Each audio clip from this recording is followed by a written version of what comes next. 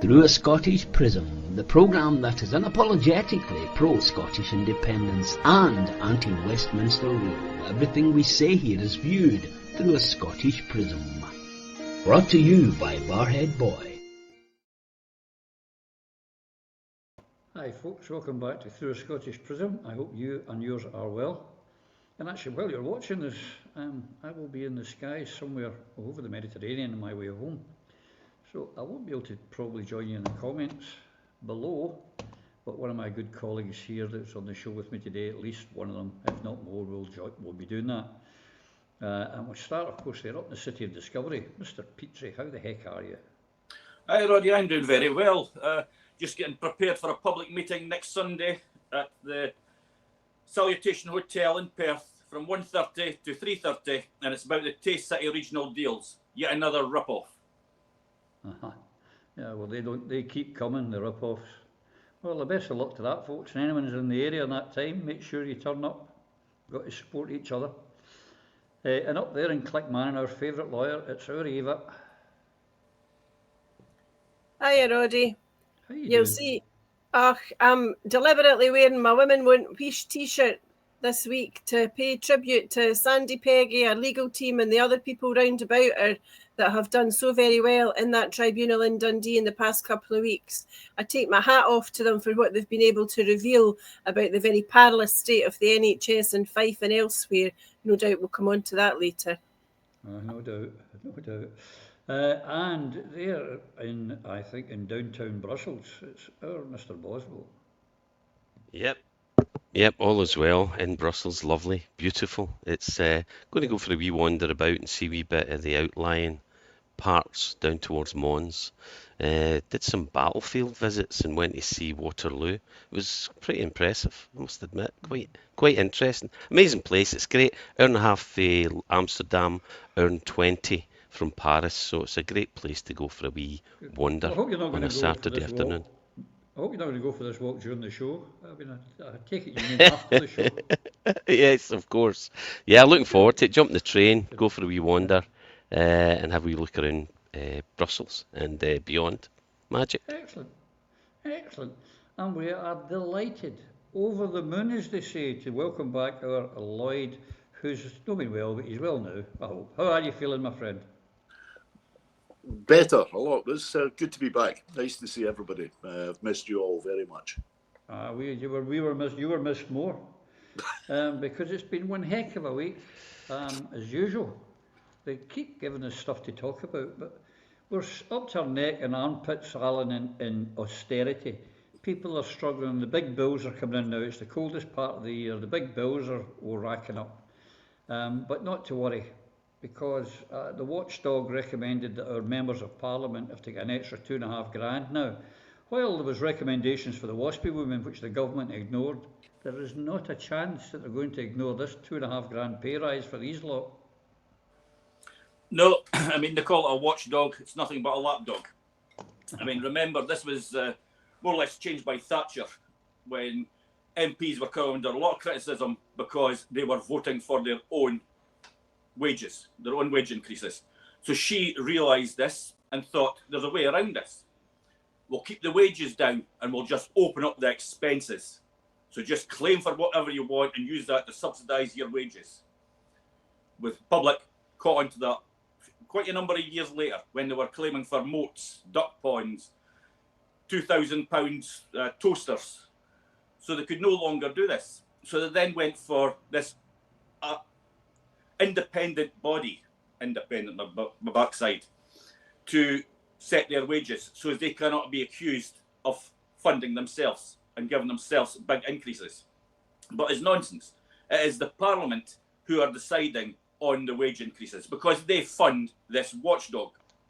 If the watchdog didn't do as they were told, they wouldn't get the funding. It is as simple as that. So it's, I'll scratch your back if you scratch mine. And at the same time, WASPy women, pensioners, children, workers are all paying the cost for this. We are the ones who are paying for these shysters, as Phil would say, down in Westminster, ruining our country, ruining our lives, and in many occasions starving and freezing our citizens to death. It's time people woke up to this and got rid of Westminster. And the only way you can do that is getting out and voting for independents and real independence candidates. I agree. And if I'm not mistaken, they actually, the MPs, a group of MPs, appoint the people to the independent watchdog. So, yeah, it's a kind of close shot. Eva, they just don't stop gaslighting us, do they? Well, I think what got my goat was that the proposed increase is higher than the rate of inflation, because the increase is 2.8%, inflation is running at 2.5%.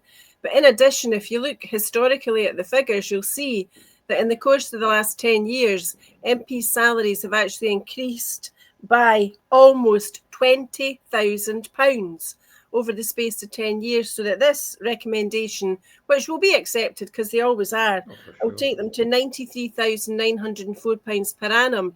But that's just the start of it, because obviously in addition there are a multitude of expenses, and there's the questionable aspect, but obviously also staff, office costs, accommodation, travel. We've now got Yvette Cooper, obviously, in the cabinet, who, when in an earlier parliament, she and her husband were flipping their houses, and we're paying for a couple of houses for them. So people need to look behind the curtain of the salary and consider what it is that expenses cover. Because actually, if you were an MP now, you almost don't have to touch your salary, because almost everything else in your life is covered under the umbrella of expenses.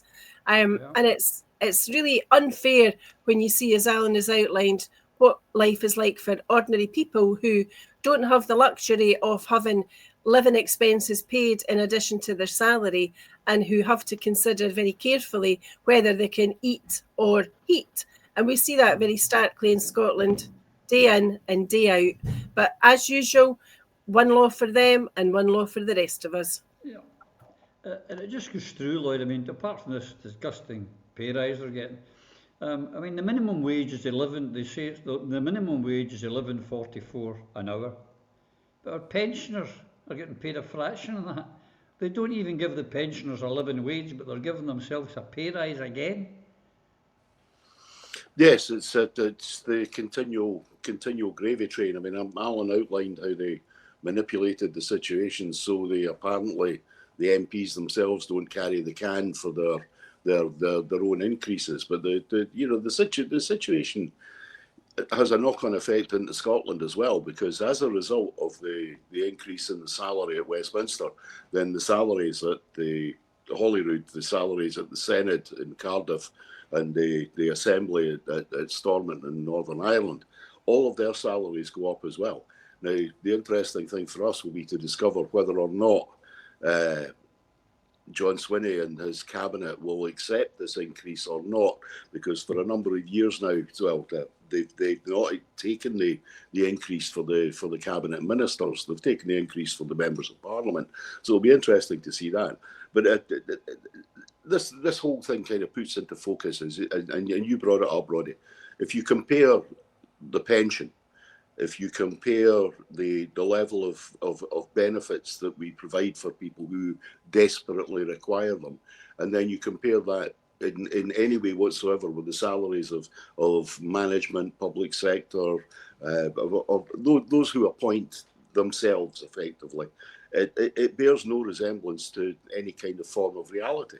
Our pensioners are struggling in a way which is, I mean, frankly, it's an insult. It's an insult to the fact that, you get to 65, 66, 67, 68 now for women, and you get the worst pension of any country that's in the Northern Hemisphere, despite the fact that we're supposed to be the 7th richest country in the world. While at the same time, those that have, as Eva pointed out, who have an expenses regime that allows them never to have to actually touch their salary to live their lives on a daily basis, where other people are scrimping and scraping and deciding about, indeed, whether to heat or eat. We've got those who are making the rules, those who make the decisions about what our pension level is. They don't actually have to touch the salary that they're paid, because everything else, their housing, their heating, their eating, is effectively paid for by expenses. This makes no sense. in this so-called democracy that we have. I mean, but, you know, sometimes I wonder, is there any anger left in the United Kingdom?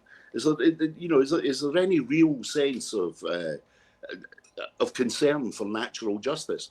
Because you can have no concept of natural justice when your youngest people are not provided for, and then at the other end of the scale, your oldest people, the people who've created the circumstances for the country that we live in, are not looked after properly.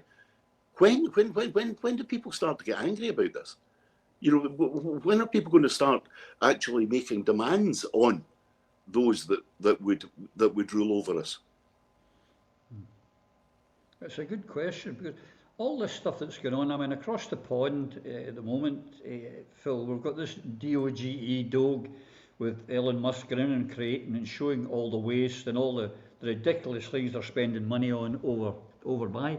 Now, you can bet your sweet bottom dollar the same's happening in the UK. Now, I think it would add to it, and maybe to answer Lloyd's question, I think if we had some kind of DOGE here and they went in and started finding what we're wasting money on when they won't pay a decent pension, when they won't pay a decent living wage or anything, there would be maybe a bit of anger then.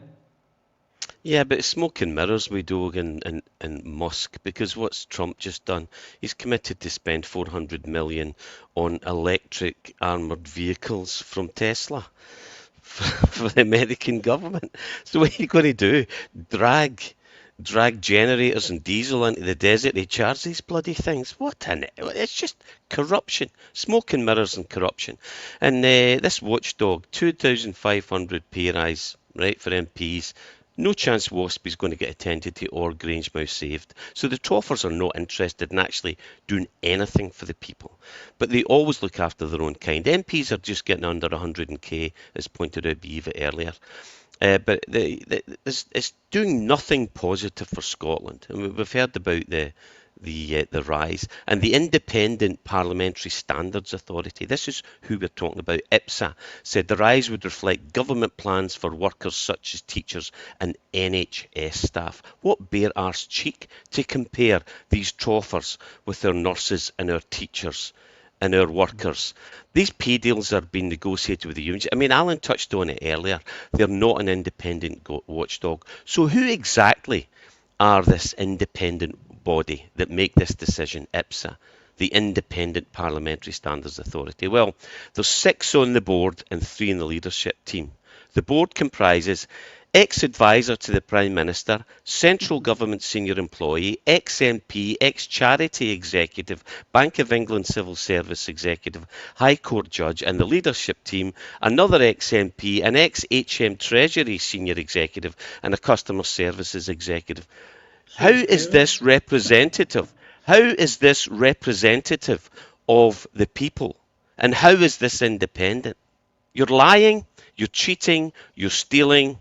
And so it's ex-MPs, senior civil service, the judiciary, the central government and senior executives from the institutions and corporations that control politicians and politics that are making this decision. So why should anyone be surprised? And if you don't believe me, I would again refer viewers to Private Eye's superb article, Revolving Doors, by Richard Brooks, Solomon Hughes. Go online and check it out.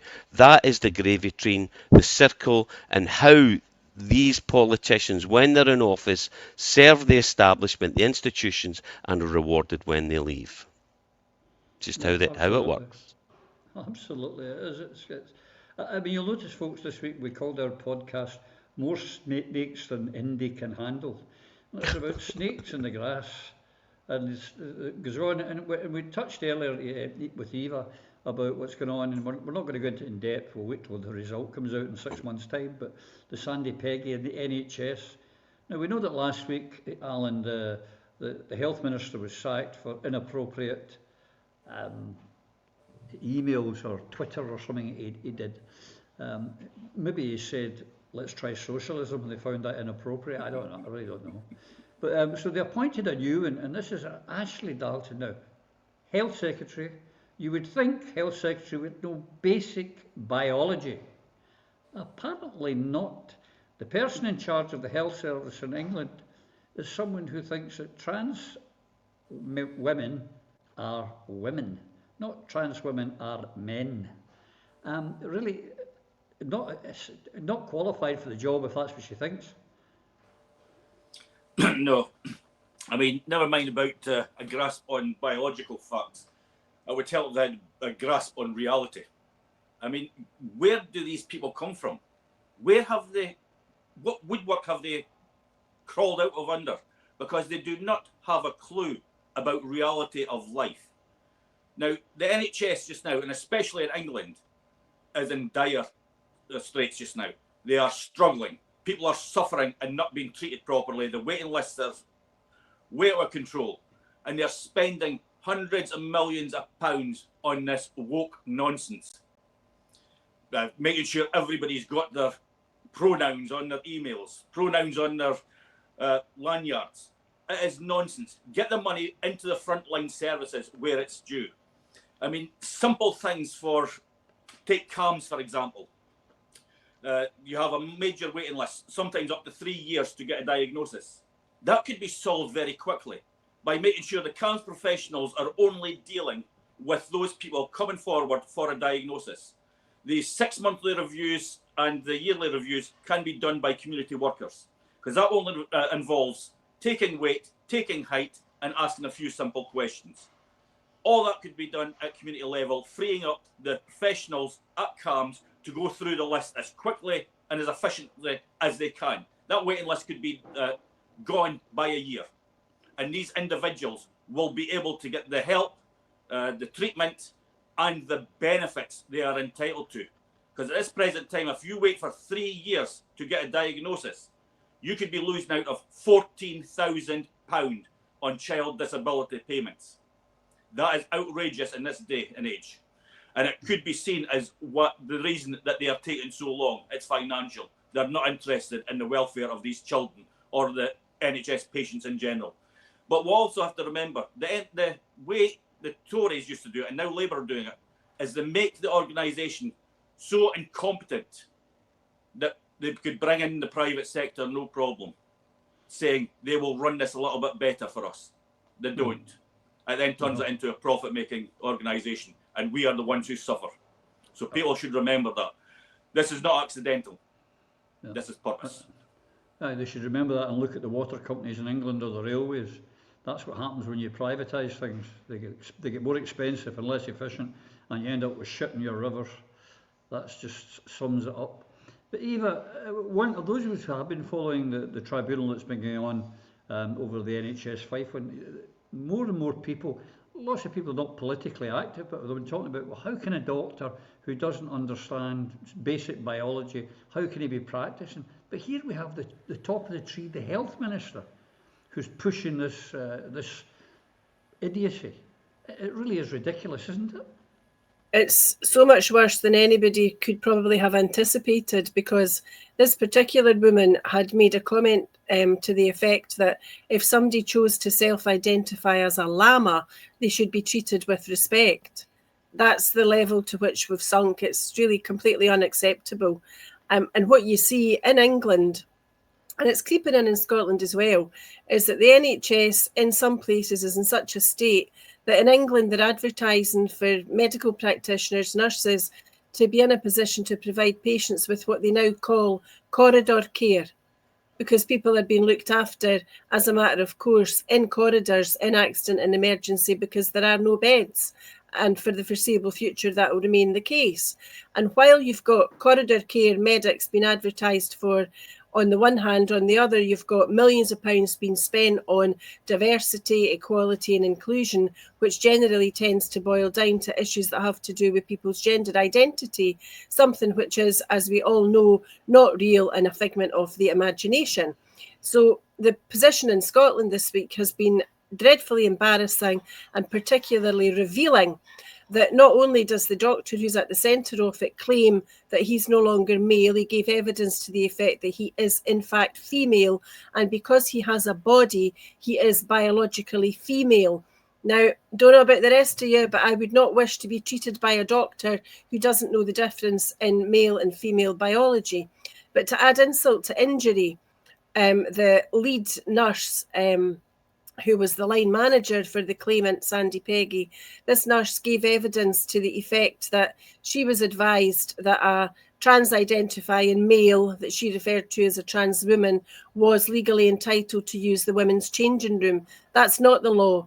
It's not the law in terms of regulations that deal with employment matters, quite apart from anything else.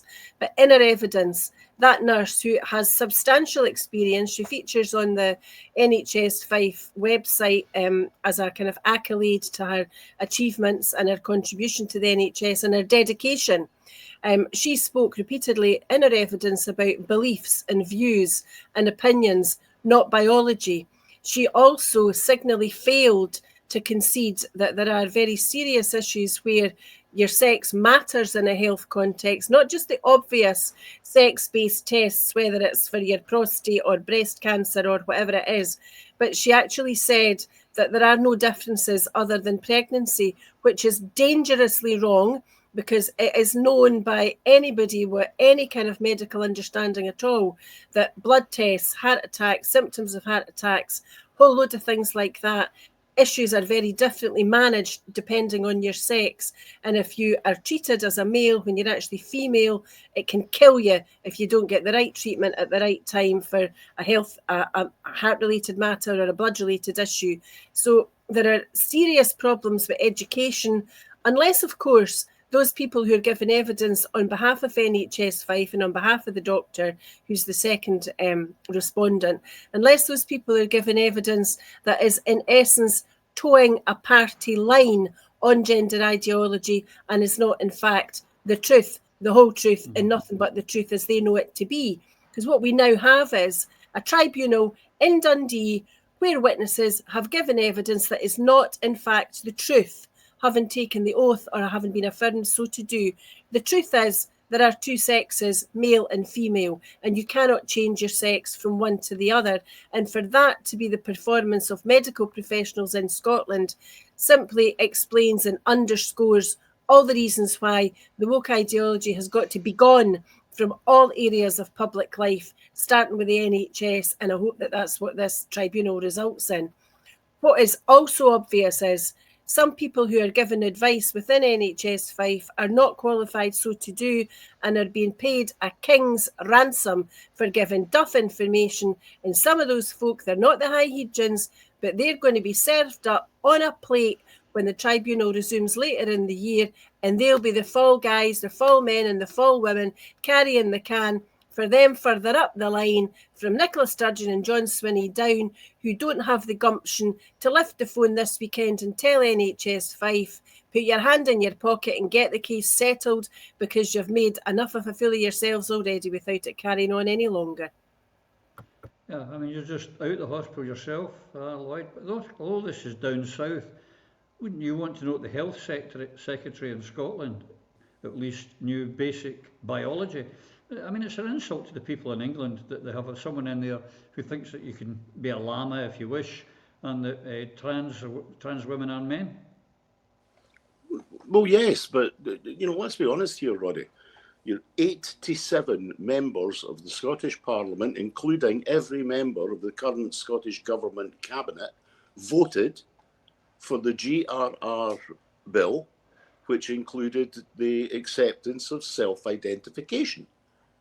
87 members of our legislature decided that a man can decide that he is a woman simply by switching on a switch in his head. That's the position we're in. And the fact of the matter is this: if anyone votes for any of the 87 people who voted for the GRRB, who voted for the concept of self-identification of sex at the next election, then you're voting for someone who has no understanding of material reality. Or, alternately, and this is the real reason why most of them voted for it, they're so utterly and completely spineless and so fearful of losing their positions, their perceived concept of themselves as important in society, that they will go along with any nonsense.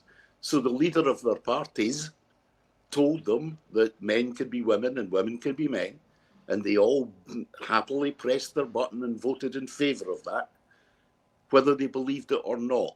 And that's the main reason why you cannot again vote for any of these 87 people minimum. There are others too in other places, in councils, and indeed in Westminster as well. You cannot vote for people who will, to maintain their own position, will reject science, will reject the reality they've known their entire lives. It makes no sense whatsoever. What are we effectively doing? We're voting for people who will agree to anything, who ultimately will say, yes, I'll go along with that, so long as you put money in my bank account every month, or you give me a position that I believe has certain status in society. Let us not, forget this English health minister. 87 members of the Scottish Parliament voted in favour, and by voting in favour would suggest to me they believe that any man who declares himself to be a woman is therefore a woman. That's what they did, and we cannot forget that. And as I said, it's for two reasons. It's either one, because they're simply venal, or secondly, they are so pliable, so plasticine by nature, and so lacking in moral fibre that they're prepared to vote for anything because their leaders tell them it's true. Now, I'm sorry, your leader that got you to vote for that guff is no longer your leader. She may periodically turn up at that building at the bottom of the Royal Mile in Edinburgh when it suits her, but the reality is she is yesterday. This ideology is yesterday. And it's only a tragedy that Sandy Peggy has to wait until July until we get any kind of resolution, when it is clear from the opening days of the tribunal in Dundee that this shouldn't even be happening. Here we're having a discussion of something that does not exist, and a bunch of people going along with it, pretending it's some form of reality, when the world all knows this is rubbish. But, remember this when it comes to the election in 2026. 87 members of the Scottish Parliament, irrespective of party, voted in favour of something that simply is not real. And if they're prepared to do that, what else will they be prepared to vote for? Not one of them deserves one X on one bit of paper. Every single one of them, if they had any moral backbone, would actually not stand at the next election. I mean, genuinely, who has the gall to stand in front of the electorate and say, yes, a year ago, 2 years ago, I voted to say for all men to become women overnight and all women to become men overnight. That's what I believe. How can you possibly vote for someone? How can you possibly vote for someone who did that for whatever reason, even if they did believe it? Because if they did believe it, then they're desperately in need of medical attention. You ask Lloyd how they can do it. The answer is £72,196 per annum is how they can do it. But it's not just this health secretary, Phil, down in England. We've got Rachel in accounts who professed, who has no economic background. She's not an economist, although she tried to pass herself off as one. We've got Lammy, I don't know what the hell he is. He's the Foreign Secretary who thinks that men can grow a cervix. We've got Starmer, a human rights lawyer, who thinks that Palestinians have no human rights because he's this week banned them from coming into the country. We've got John Healey, who wants to go to war with Russia or something daft like that. I mean, I didn't hear about him fighting for Queen and country. There are so many unqualified round holes and square pegs. Yes, there is. It's in the. It comes back down to the basic issues, basic economics, basic biology. I mean, should an O level in biology be required to become health secretary? Obviously not. Nor is original thought, logic, reasoning, or principles. Sheepish obedience, a penchant for mealy-mouthed words, spineless weaseliness. That's the ticket. And these are the qualities that gets you appointed as minister within the UK government or Scotland's big council in Holyrood. The appointee, doesn't matter who they are, will do exactly as he or she is told, or he or she, or whatever, would not have got the job. Just like the whole spineless so-called Scottish cabinet. that was mentioned by Lloyd earlier. Do not vote for these people. They're not worth it. They can be bought, if they'll do that, if they can be bought for something as ridiculous as this. This is why I don't believe in the death penalty when I was a police officer, because I could see how easily the law can be manipulated and people can be manipulated. But if they're willing to do that for something as nonsensical, vote for something that doesn't exist, what would they do on something serious? Well, they can be bought, so they shouldn't be there. They don't represent us. But really, the Scottish Cabinet, the Scottish Government, the Scottish Council really don't have very much power. They're just kids, and this is children's politics. They're kids playing hospitals, playing shops, playing schools, playing houses, instead of doing what the real grown-up would do and take control of our people's future, as they're supposed to be doing, instead of looking after themselves first and foremost. Well, talking of things that are not real, Lisa, I remember last week I announced we were going on tour with Prism, and we'll be doing that. And so we're going to be having a wee fundraiser very soon. But in the meantime, you'll notice what's not real is I'm drinking Coca-Cola when I should, of course, always be drinking gin and tonic. And if you want to get me a wee gin and tonic, the old techie here is going to stick it. There it is. You zoom in and that. You buy me a gin and tonic and help us raise some money so we can go on tour. Because it's not cheap when we go on tour, let me tell you. And talking of not being cheap, Alan, we've talked extensively here about Grangemouth and the disgrace it is that they can't find the money for it. And we'll go on to what they have found some money for the same man that owns the place in Ineos.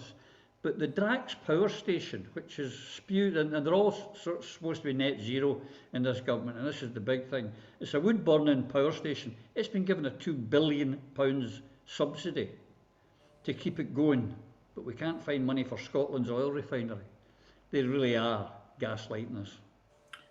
Well, it's not the fact that they couldn't find it. It's just the fact that Grangemouth is in Scotland. They just don't want to fund it. I mean, if you look at everything that's been funded is in England. You've got Murray, who has been given major hospitalities in England. Now, he's a Scottish minister. Why is he accepting hospitalities down in England, Old Trafford? And it's not the first time. He got hospitality from the CEO of Scottish Salmon for hospitality to watch a Liverpool and Bournemouth game. Again, a game in England. Does he not like Scottish football? I mean, no, he's a what is it about this man? Or does he think that people of Scotland won't notice it if he's down in England? Which is what I think is more relevant to this matter. But anything that's happening in Scotland is going to be closed down by Labour. It's as simple as that. They're not interested in Scotland. They're trying to safeguard their investments and their votes in the north of England. I mean, we've just been told that we're getting I think it's a £2 billion super highway, taking our electricity down to England. Again, we've got Keir, Dick Turpin, Starmer stand and deliver from this highway. We're delivering it, and he's getting all the money for it. Scotland's getting nothing. Yeah, well, you refer to him as a Scottish minister, but I would call him he's England's man in Scotland. He's a Governor General. He's an English nationalist. We should not put the word Scottish in front of him, because he certainly doesn't work for Scotland every day. Him and every other unionist works for England every day, and that's just a fact. Now, some people might not like that. You can call it whatever you like. It's just a fact. They don't work for their country of birth. Eva, Drax Power Station getting $2 billion, but we can't find money for Grangemouth. Of course we can't find money for Grangemouth. It'll not matter what Brian Leishman ever says. There'll be money found for Grangemouth only if there's something in it for Keir Starmer and corporate interests that he wants to keep on side. The money for Grangemouth could be found down the back of the couch, and it could have been found many years ago. But you see, the failings here, whilst they are the failings of Westminster, are unfortunately also the failings of the Scottish Government. And for the life of me, I cannot understand why John Swinney doesn't have people out on the streets every weekend, complaining, marching, protesting, and pointing out that it's Scotland's oil, it's Scotland's gas, it's Scotland's wind, it's Scotland's wave, you name it. And instead of having a campaign about independence, what he seems to be doing is trying to campaign about everything apart from independence. So that what you've got, I think it is today, Saturday, when we're recording this, is an SNP day of action about the NHS. Really? You want to talk about the NHS after the debacle on the NHS 5 that we've seen unfold in Dundee this week? You want to talk about the NHS when you cannot fix it properly unless and until we have full economic powers and we have economic autonomy. So this is just a diversion. It's another squirrel, because John Swinney and those around him either don't have or don't want to listen to the people who do have a plan to take us towards our independence. You know, the title of this show is Through a Scottish Prism. And it's through a Scottish prism that we see everything, but that particular prism and its focus is on independence as an urgent need for the people of our country. And the reason why we need it urgently isn't about some old-fashioned romantic notion about William Wallace or Robert the Bruce or Bonnie Prince Charlie. It's about putting food on people's tables. It's about being able to turn the heating on. It's about our bairns being able to go to nursery and being able to go to primary school, secondary school, college and university, get a decent education, but also have food in their bellies so that they're in a position to be able to learn. It is about not seeing the sights that I see every single week in Alloa Sheriff Court with children whose parents are appearing in referrals from the children's panel because they're suffering from neglect. It's called a lack of parental care, but sometimes it comes not from not caring, because parents in the main do care about their children, but because they have been failed by the system in a generational context. I act now for the great grandchildren of people that I started acting for when I started work in 1980, and the figures on poverty and want and destitution and homelessness and addiction in Clackmannanshire and Stirling and Falkirk, all the areas I know like the back of my hand, are no better today than they were in 1980. It is nothing short of a damn disgrace. And the reason that it's that way now is because, unlike the period between 2007 and 2014, we are currently governed by imbeciles who put their own self-interest far before the interest of the people who elected them. And the result of all of this will be that if the SNP maintain their position on flinging squirrels like the NHS or wage rises for police or crowing that they're performing better in some places than than England or Wales or Northern Ireland are, the result of all of that will be that voters will continue to switch off. They won't come out and vote. And you'll see that the Unionists will make a little bit of gains here and there, but the SNP won't have a majority in the Scottish Parliament.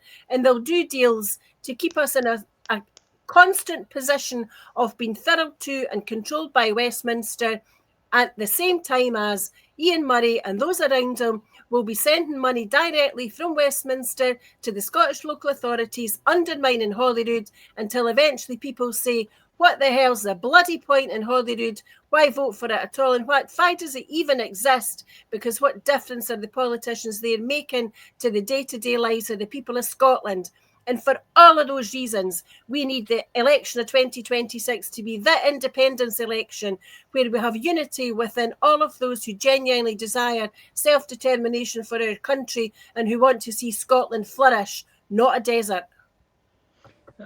Here's the thing, Phil. You know, our man Ratcliffe is getting 600 million to close down Grangemouth and open a plastic chemical plant in Belgium. He's getting $1 billion to help Old Trafford for a football ground in the surrounding area, and they're getting round that by saying, well, it's to improve the environment and it's levelling up and all that. They're giving £1 billion to a private company. You're listening, Annis? You know, it's a private company. They're getting $1 billion, and $2 billion to Drax. It really is. They're snakes, and they are gaslighting us. 100% are, and Eva's completely correct to be incandescent with rage. This is theft and abuse of the people of Scotland, and most of our politicians, they're not really ours. So for the subsidy Drax are getting, we could build a new basic style refinery at the Grangemouth site for a fraction of that, like hundreds of millions. But a complex refinery is twice the 2 billion, or 10 times even. Some of the massive ones, billions or tens of billions. For example, the Americans, now that they have stopped Europe taking cheap, reliable Russian gas, are building 3 liquid LNG plants at Port Arthur to export liquid natural gas to Europe at twice the price that the Russian gas was. which was piped via pipelines via the Ukraine. Follow the money, folks. This explains why the corrupt Western leaders, corporations and governments created a proxy war, doesn't it? I mean, Sempra is building the first one, Port Arthur LNG Phase 1 project. The launch is only $13 billion, but the corporations and shareholders will make billions, while 1.1 million Ukrainian, mostly boys and men, die, and the punter pays for the expedition via ever-rising energy costs in the most energy-rich part of Europe. US yet? Should be the question. But and this ties in, I know you were going to ask this later because we talk about what we're going to discuss, but it ties in perfectly with the bigger picture here. Nuclear and power for this disunited kingdom.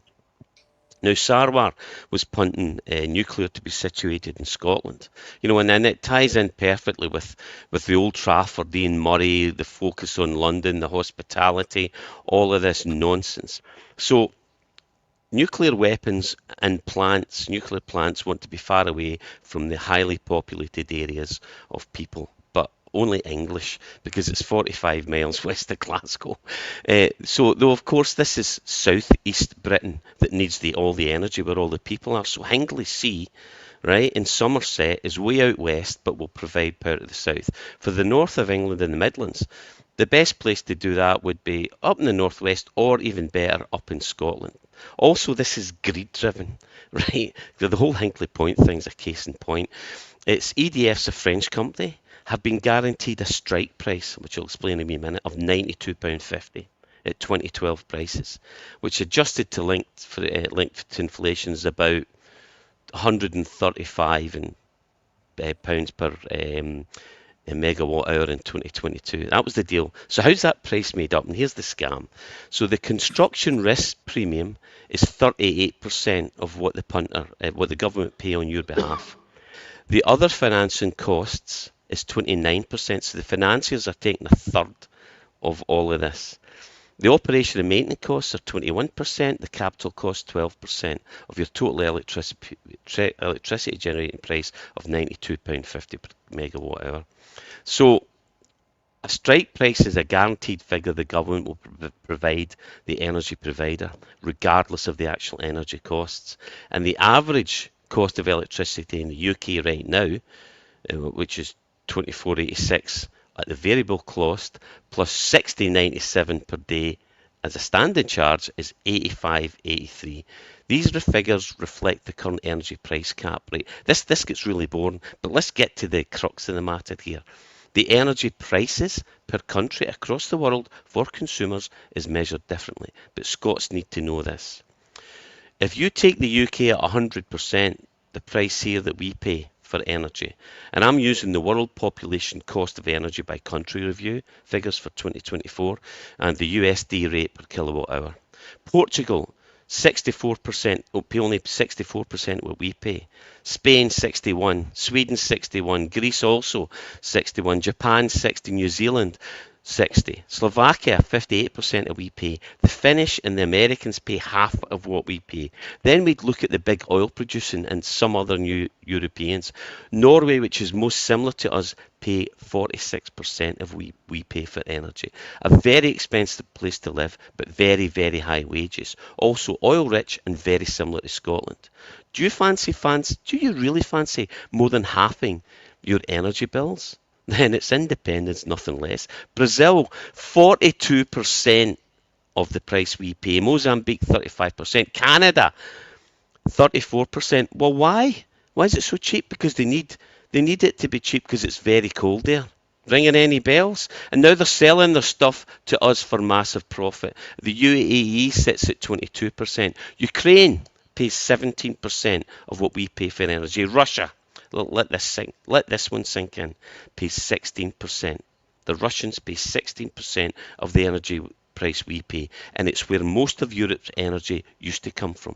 It is reliable, cheap, and until the US, EU and UK created a false war against the Russians to make profit for the Americans. Remember, they're building 340 billion LNG plants in Port Arthur in America to export to us. The Canadians are doing the same, the Qataris are doing the same, and the corporations and shareholders will share in this profit while closing Grangemouth. Wake up, folks. The revolution will not be televised. Saudi, 14%, Bahrain, 13%, Venezuela, 12%. So we live in one of the most energy-rich countries per capita on the planet, and we're getting royally shafted. People of Scotland, remember Trainspotting, it really doesn't have to be this way. Choose life, choose work, choose a career, choose to look after your family, choose affordable housing, choose caring communities, choose a good healthcare system, choose a good education system, choose free dental, choose fair wages, choose a buoyant economy, choose a strong welfare state, and choose independence. Nothing less. Hear, hear. Because That's nothing right, else is Whitmore. going to work. Get the claymores out the thatch, folks. Phil will be leading the charge. It is, but everything, Lloyd. The money to Drax, the money to Old Trafford, all this stuff, and then Sarwar's floating the idea of nuclear power station in Scotland. Now we're already exporting more. We make more than we need, and we're giving them 35% of the electricity they need in England. We don't need nuclear power stations. We don't need it whatsoever. So if they want them, put them down there. But they don't want their waste down in England. They want to give us as usual, the shitty end of the stick. Yes. The whole concept that there's a requirement for a nuclear backup. Now, I understand the arguments about baseload, and I fully appreciate them, but we're heading towards having an ability to provide an element of baseload from battery. Now, whether that's the future or not, I don't know. But there's one certain thing that I do know. Nuclear waste is the most deadly poison ever created by man, and its poisonous effects exist for lengths of time that we do not even begin to understand. Any use of nuclear provides waste. That waste has to be managed.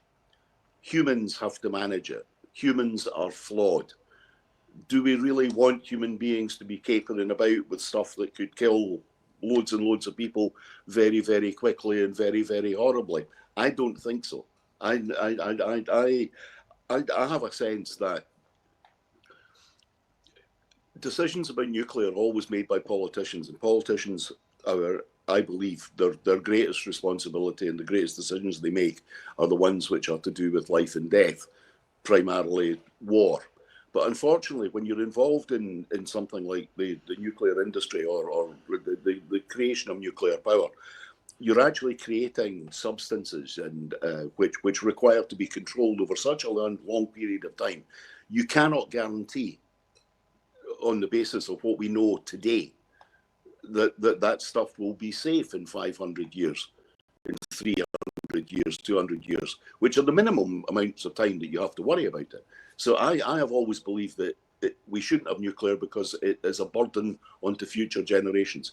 And it's an easy burden for us to say, oh yeah, well, they'll fix it. They'll get the science right.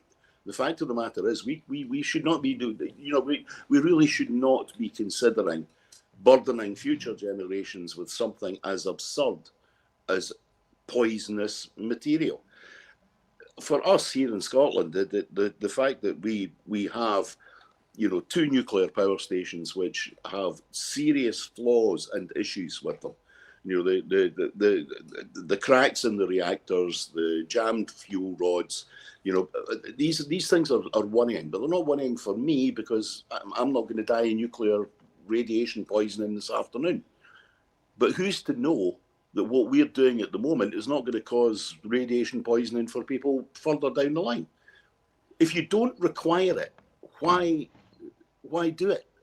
I mean, that's very much been my approach on nuclear, is don't burden future generations, and if you don't actually need it, then don't do it. I mean, it's very, very, very, very simple. And especially here in a country where we don't talk about it now, but the fact of the matter is, if we were to find a way where we could control the carbon that came out of coal-fired power stations, we wouldn't need our oil and gas because Scotland, has one of the largest coal fields in Europe. It's just we don't talk about it anymore because we don't have a mining industry.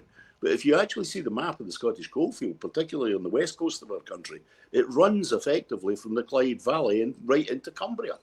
And, you know, all of that is untapped.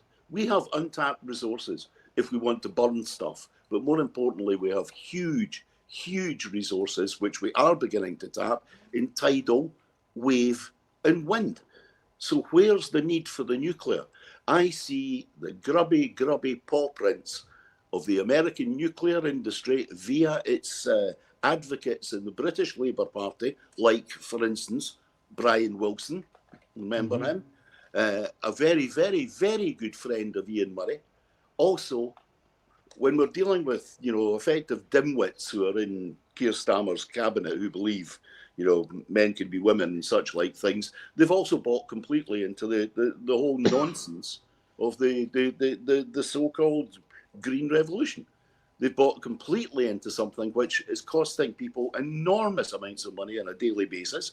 And the fact of the matter is the science is not proven. I mean, you know, for us to be going down this line of thinking in terms of the small nuclear when we have such an abundance in other areas, to me, just it does not make sense. And more importantly, is hugely irresponsible because it burdens future generations. Yeah, and here's the thing, you know, one of the biggest construction sites in Europe at the moment is Hinkley B, which is already 5 or 6 years over time, and it's now up to 57 billion it's costing, and the price is rising all the time, folks, and they want to build 3 or 4 more of these, but they can't even get this one right. You know, as Lloyd's alluding, someone's getting a nice wee brown envelope with a swimming pool in their back garden. You know, it doesn't bear thinking about. But we really have to think, Alan, do we want nuclear? The answer has got to be no, when we have got so much going for us. And Sarwar's pushing that. But, you know, Sarwar, you know, I go back to the name of our show this week, More Snakes Than Indy Can Handle. And here's another one, but Annis. You know, he's going on about the nuclear, but here's when he said he'd had private meetings with the Home Office about a special visa for Scotland, and yet the Home Office said, no, we don't have any record of any meeting with him. No, didn't happen. The man blatantly lies all the time, even about something like that. Yeah, I mean, poor Annis. I mean, he's the pound shop Donald Trump, is he? I mean, he tells lie after lie after lie, but he's not even as good as Donald at doing it. He seems to forget there's modern technology. You're going to get found out very quickly. I mean, Sarwar still believes that there's a Scottish Labour Party. God bless his soul. But, I mean, on the nuclear issue, putting nuclear power stations in Scotland would be like putting a paddling pool in the middle of Loch Ness to increase the water supply. I mean, we have got more energy than we can cope with. All it's about is giving England another source that they can take off of us. We take the dangers, they take the energy from it and the money that goes with it. But I mean, on the safety of nuclear, remember Chernobyl. That happened decades ago. Now just think about this. Less people smoke now than they did when Chernobyl had the accident. Yet cancer is increasing year after year after year. So it's not the smoking, it's the nuclear waste that floated over here in the air and into our soil, because it remains in the soil for centuries. That's then going into our food supply, and there's no escaping from this. Do we really want to have this on our soil? We've been trying for years to get rid of the nuclear weapons. The last thing we want is nuclear power stations on our soil. If England want them, there's plenty of spaces in England that could have them. So take them away down there. You take the risk if you want the supply. I mean, going back to Anna Sarwar though, I mean, every time that man opens his mouth as a lie comes out, I mean, the man's just a total lunatic. I mean, he's got a new campaign going on saying, support Labour, we'll support your free prescriptions. Support Labour, we'll support free tuition fees. It was them that brought them in the first place. I mean, the fact of the matter is, if you believe Labour, check the back of your head for some buttons. You better believe it. He is a slippery eel. But, you know, we're talking about Talking on Chernobyl, I should just mention that. I read an article this morning just before we started recording. It was hit last night by a Ukrainian drone. They were attacking Chernobyl last night. People think it's to try and delay any negotiations between the US and Russia over the fight, but these idiots have attacked it with drones, trying to kill us all. Eva, our wee Annis, but here's another one. This came out this week. A Tory MP who cost the country £100,000 with AI-generated questions at Holyrood, and just over a month. Questions like, how many sachets of sauce have they used in the canteen in the last 3 months? I mean, ridiculous stuff. Just to fire questions and using artificial intelligence and costing the taxpayer money. And this is the Tory party who say they hate to see waste.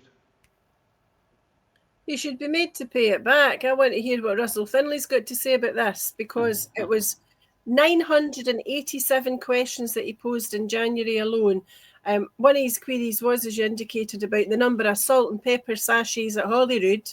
Another was, how is it verified, wait for this, that the beeswax used for the Great Seal of Scotland comes from the Parliament's own bees? So he's been asked to apologise and repay it. There'll be 3 chances of that.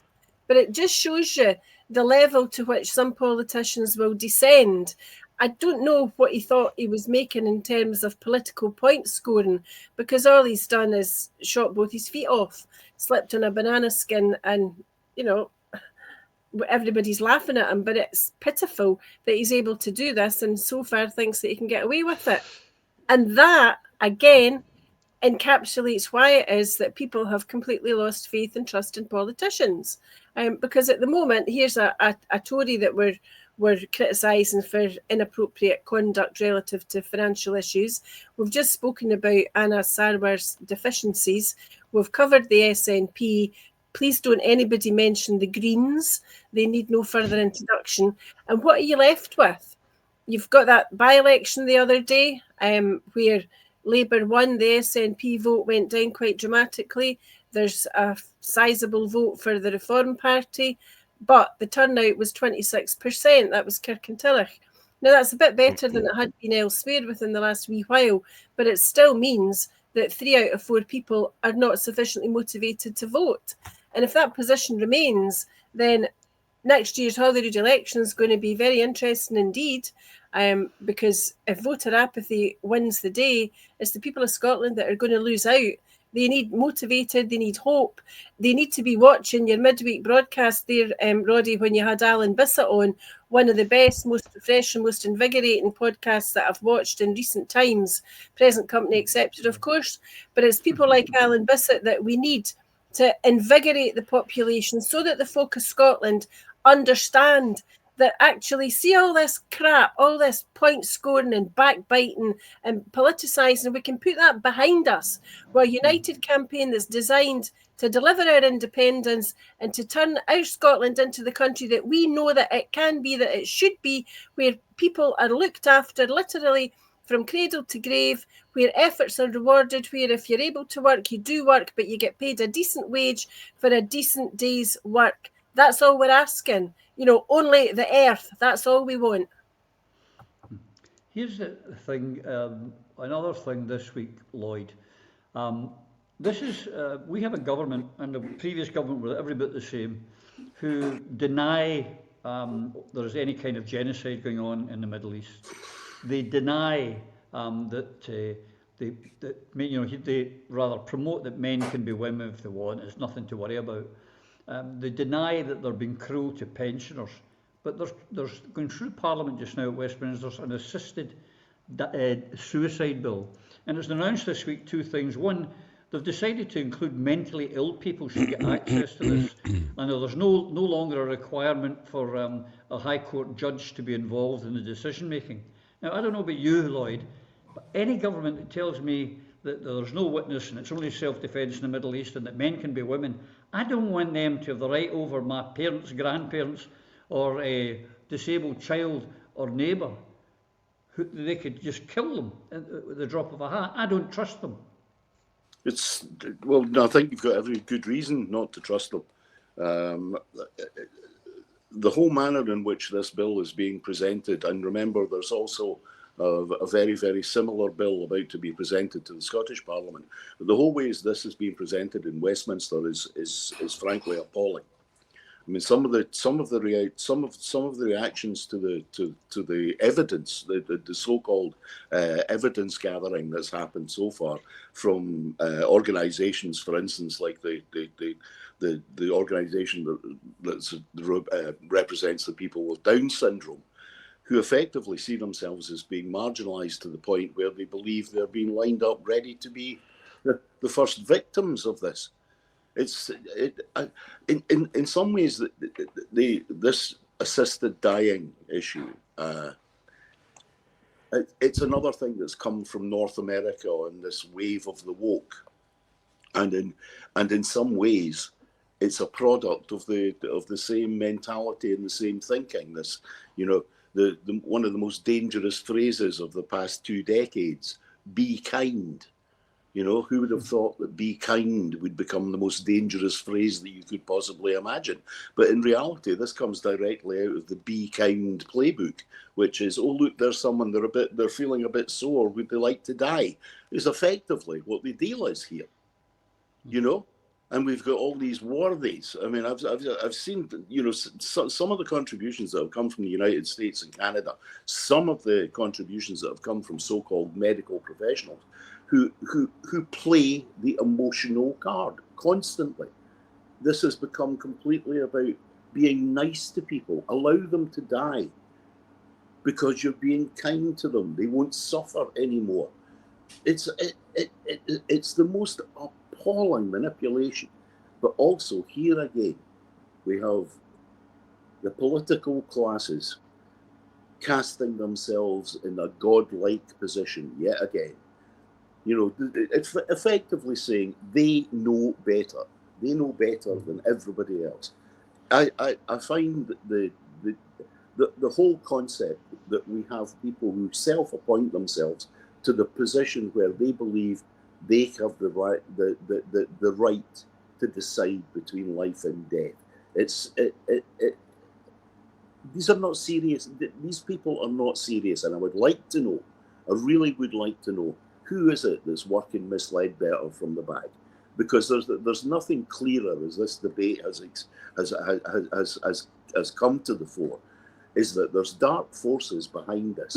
If there weren't dark forces behind it, then everybody that would want to give evidence in this, and those that wish to give evidence, are legion. But effectively, the Parliament and Miss Leadbeater have prevented them from giving that evidence. If you're ever in a circumstance where Parliament wants to do something and it refuses to take evidence from one particular section of the community, then I think that's the time when you think to yourself, well, maybe this is not the best legislation ever.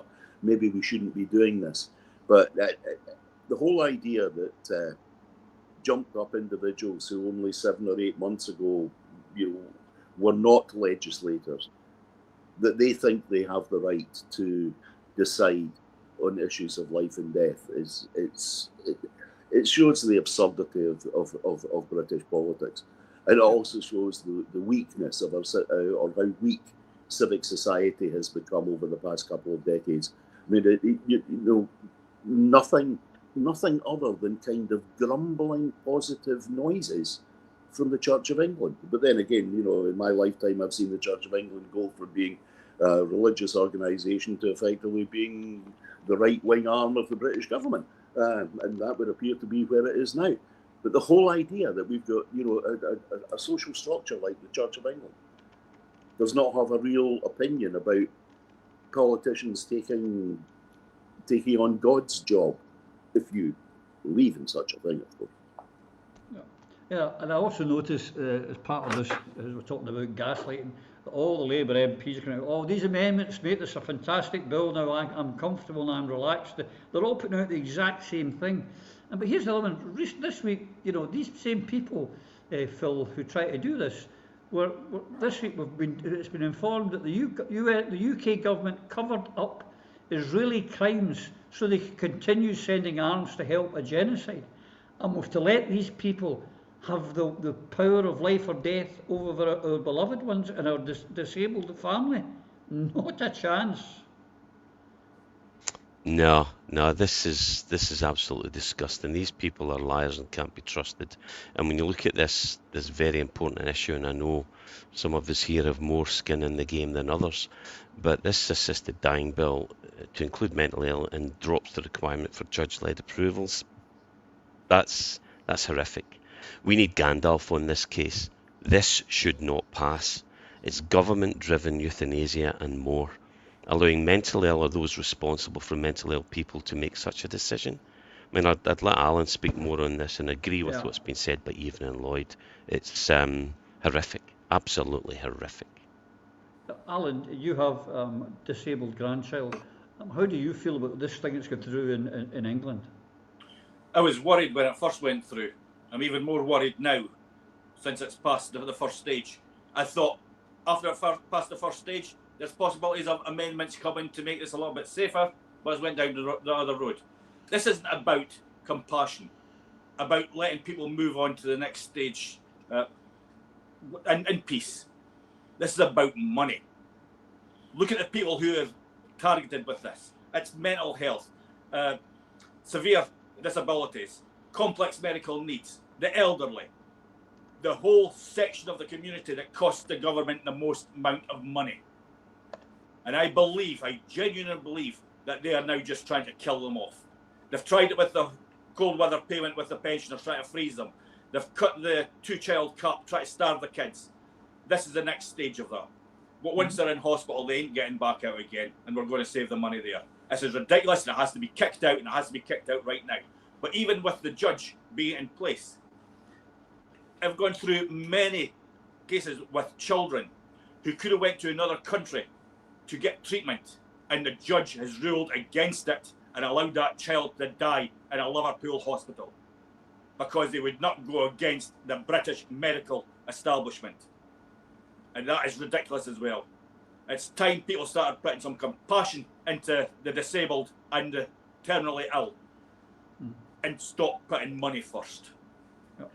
If you start following the WEF and the globalists, they're telling us with the advent of artificial intelligence, they don't need as many humans to make money. So we'll be happy if they can kill us off. The clock's really beating us. I want to get a couple of things in before we go. Eva, this week it was announced that her whose name I don't want to mention, who's always seeking publicity, an ex-First Minister, has not decided whether she's going to stand. You'll have to wait and see, because I'm so special, really, love. Mr.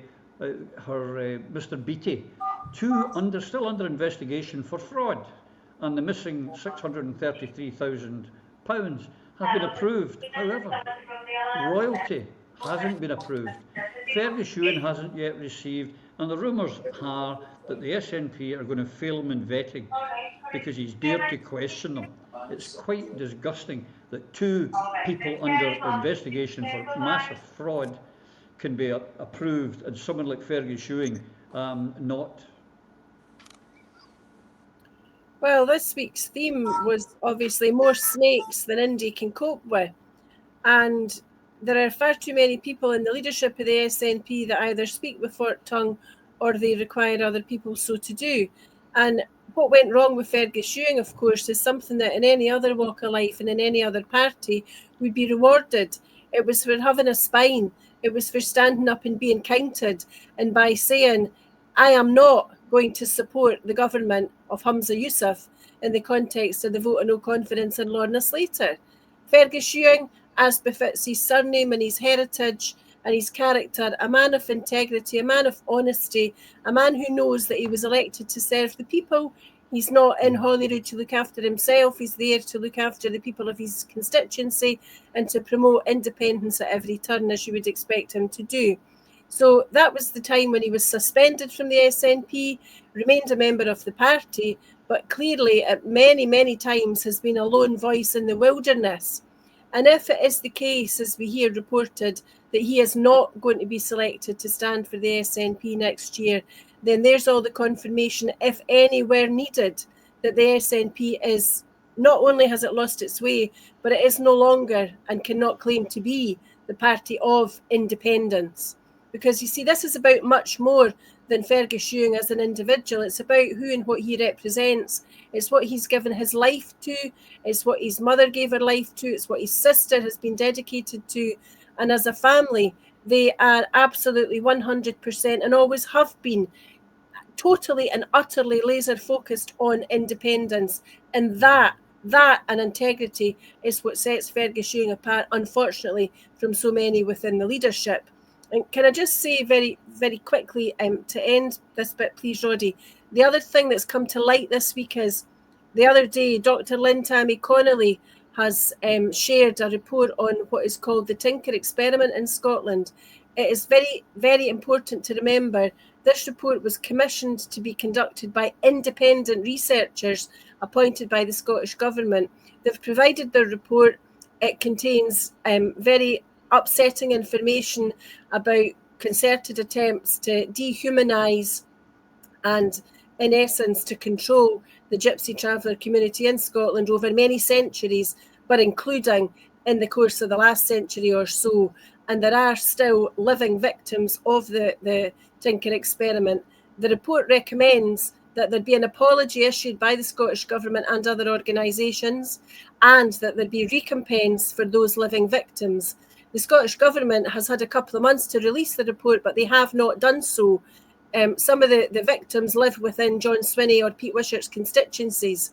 I salute Lynn Tammy Connolly for having the gumption and the courage to release the report, and I commend it to all viewers. Please read and share it, because you will see it's a shameful chapter, but a very, very long chapter in Scottish public life. And John Swinney has the power to start to make amends, which are very long overdue.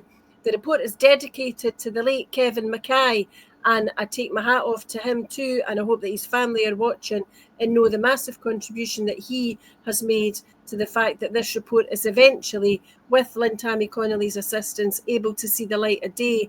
I hope it's one that the Scottish Government sits down, reads carefully and acts upon without any attempt at editing or redaction. Here. And we've had Lynn on before. We'll have to get her back on again sometime, maybe when they do release the information. Lloyd and then Phil, two questions, because the clock is really beating us at the moment. And that's this week, a subject dear to our hearts, Lloyd. The terrible catastrophe that's going on in Ukraine seems to be getting into the final stages. Trump has pulled the legs away from all these NATO allies and gone direct to Mr. Putin, and they seem to be getting closer to an agreement, which has sent Zelensky and von der Leyen and Macron and Duda in Poland, all of them into meltdown, because the Americans have done what the Americans always do. And there's a great phrase from Kissinger: to be an enemy of America can be dangerous, but to be a friend is fatal. The British should have learned, and the French should have learned, that Suez, that's the way the Americans operate. As soon as they lose interest, that's it. Afghanistan, Vietnam, anywhere where they've got, and they just leave the ship behind them. And they're going to do the same again here in Ukraine. Yes, absolutely. That's the way it works.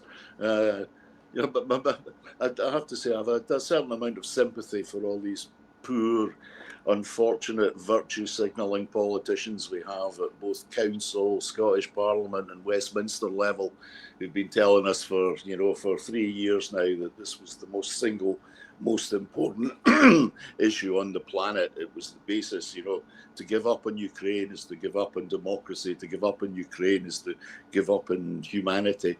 The ones that caused it in the first place are the first ones to bolt out the door. But,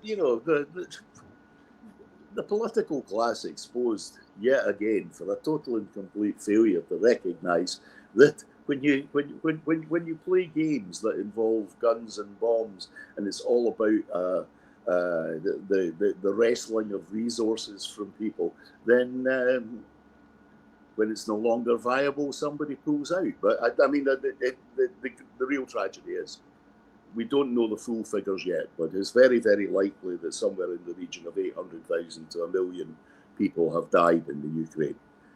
Primarily soldiers in what became a meat grinder, and that's a tragedy. But the greater tragedy of all is all of those that are running around today like headless chickens worrying about what Donald Trump has decided and what Vance has said to Zelensky and the fact that the game is over in Ukraine.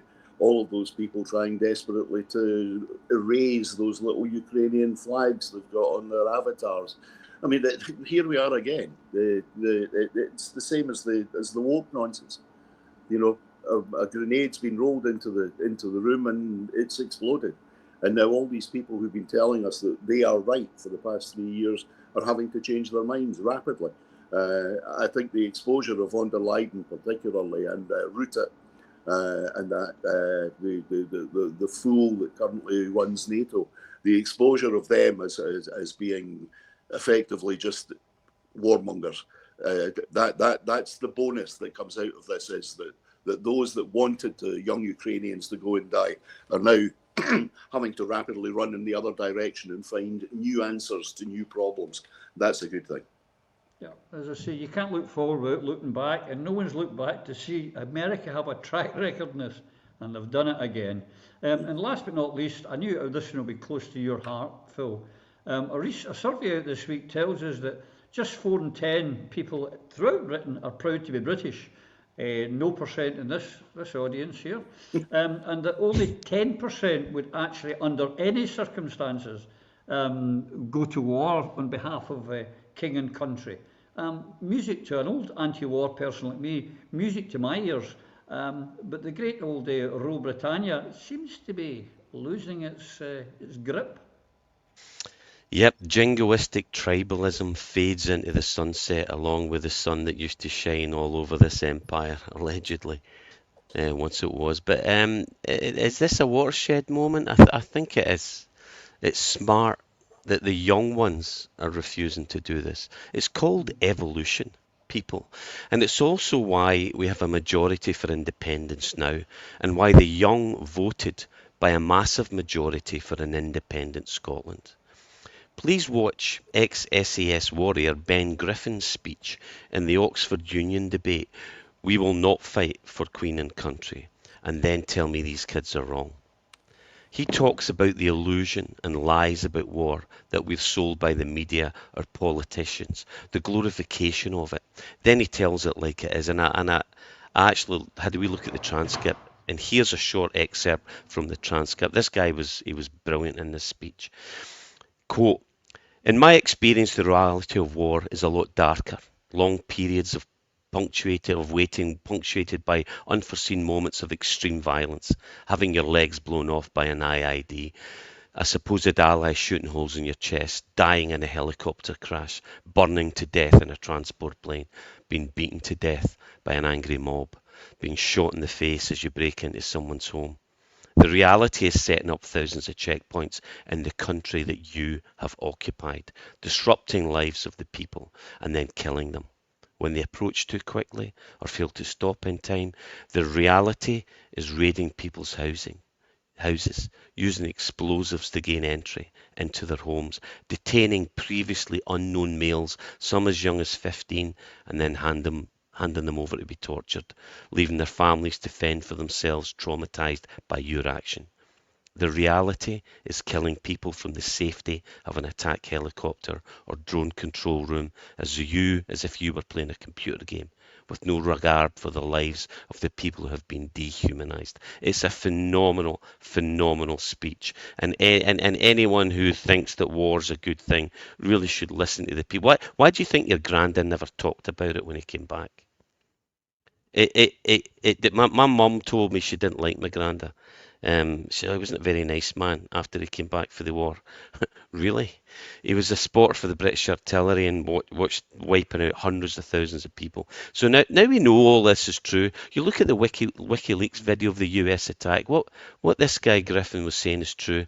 Look at that WikiLeaks video of the US attack helicopter massacring unarmed people. Then Julian Assange gets illegally prosecuted and persecuted. The genocide that the US, UK and UAE support in Palestine. The reality is now the West won't put boots on the ground because our people won't go. We've seen through the lies, only because the people in the West won't do it. Yet still, They cause murder and mayhem across the world in our name, where millions are slaughtered because war makes money for Western corporations, shareholders, politicians, media, and the corrupt institutions that support these wars against humanity. Independence, nothing less. Scotland does not believe in this. Our people are peace-loving. We, like the Irish, will be part of the solution, not the problem. Correct. Two things, ladies and gentlemen, in case I'm sure you've all heard it, but it's true. The reason the sun never set on the British Empire was because God couldn't trust the Brits in the dark. That's a fact. And I would also just like to say to Fergus Ewing, as everyone knows, his mother was one of my great heroes, should the SNP be stupid enough to reject you as a candidate, independence for independence, Fergus. And you, ladies and gentlemen, don't forget, Techie, stick it up. If you've enjoyed this show, remember, you want us to come to your town, tell us about it, but buy us a wee gin and help us fund it. And we'll look forward to seeing you soon. Midweek, got another fantastic guest for you. Until then, you and yours, please take care.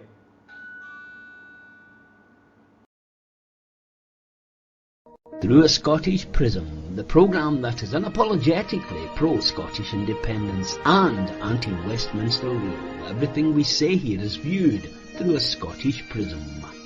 Brought to you by Barhead Boy.